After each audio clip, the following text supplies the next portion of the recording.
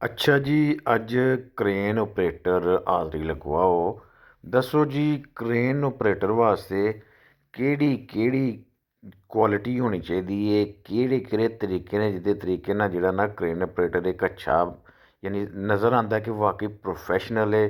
ਕਿੰਝ ਬੰਦਾ ਸਿੱਖ ਸਕਦਾ ਸਹੀ ਤਰੀਕੇ ਨਾਲ ਕ੍ਰੇਨ ਓਪਰੇਟਰੀ, ਕਿਉਂਕਿ ਇਹ ਤਜਰਬੇ ਵਾਲੀ ਚੀਜ਼ ਨਹੀਂ ਹੈ। ਅੱਲਾ ਮਾਫ ਕਰੇ, ਇਹ ਬਹੁਤ ਡੇਂਜਰ ਚੀਜ਼ ਵੀ ਹੈ। ਇਹ ਬਹੁਤ ਟੈਕਨੀਕਲ ਚੀਜ਼ ਹੈ ਔਰ ਬਹੁਤ ਜਿਹੜਾ ਨਾ ਮੁਸ਼ਕਲ ਚੀਜ਼ ਹੈ ਕ੍ਰੇਨ, ਕਿਉਂਕਿ ਇਹਦਾ ਬੈਲੈਂਸ ਦਾ ਸਿਸਟਮ ਹੈ। ਸਾਰਾ ਸਾਰਾ ਸਿਸਟਮ ਬੈਲੈਂਸ ਦਾ ਹੁੰਦਾ ਹੈ ਅਤੇ ਇਹ ਬੜੀ ਜਿਹੜੇ ਨਾ ਮੁਸ਼ਕਲ ਚੀਜ਼ ਹੈ। ਔਰ ਜਿਹੜੇ ਲੋਕ ਕਰਦੇ ਨੇ ਨਾ ਇਹ ਕੰਮ, ਮਾਸ਼ਾਅੱਲਾ ਸੈਲਰੀਆਂ ਵੀ ਅੱਛੀਆਂ ਨੇ ਇਹਦੇ ਵਿੱਚ, ਲੇਕਿਨ ਇਹ ਹੈ ਕੰਮ ਬੜਾ ਜ਼ਬਰਦਸਤ ਹੈ, ਲੇਕਿਨ ਬੜਾ ਤਵੱਜੋ ਵਾਲਾ ਔਰ ਬੜਾ ਡੇਂਜਰਸ ਟਾਈਪ ਦਾ ਕਿਸਮ ਦਾ ਕੰਮ ਹੈ।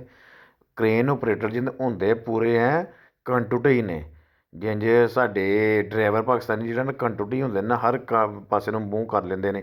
ਇੰਝ ਹੀ ਕ੍ਰੇਨ ਓਪਰੇਟਰ ਜਿਹੜੇ ਹੁੰਦੇ ਨੇ, ਜਿਹੜੇ ਜਲ ਕਿਸਮ ਦੇ ਹੁੰਦੇ ਨੇ, ਉਹ ਬੜੇ ਬੜੇ ਕਿ ਨਾ ਕਿਆ ਹੀ ਬਾਤਾਂ ਨੇ ਯਾਰ। ਲੇਕਿਨ ਇਹਨਾਂ ਦੇ ਬਾਰੇ ਮੈਨੂੰ ਜ਼ਿਆਦਾ ਇਨਫੋਰਮੇਸ਼ਨ ਨਹੀਂ ਹੈ। ਅਗਰ ਕਿਸੇ ਭਾਈ ਨੂੰ ਹੈ ਤਾਂ ਦੱਸੋ ਕਿਹੜੀਆਂ ਕੁਆਲਿਟੀਆਂ ਨੇ ਜਿਹੜੀਆਂ ਕ੍ਰੇਨ ਓਪਰੇਟਰ ਨੂੰ ਜਿਹੜਾ ਨਾ ਉਹ ਨੁਮਾਇਆਂ ਕਰਦੀਆਂ ਨੇ, ਕਿਹੜੀ ਕਿਹੜੀ ਕੁਆਲਿਟੀਆਂ ਹੋਣੀਆਂ ਚਾਹੀਦੀਆਂ ਇਹਨਾਂ ਦੇ ਵਿੱਚ।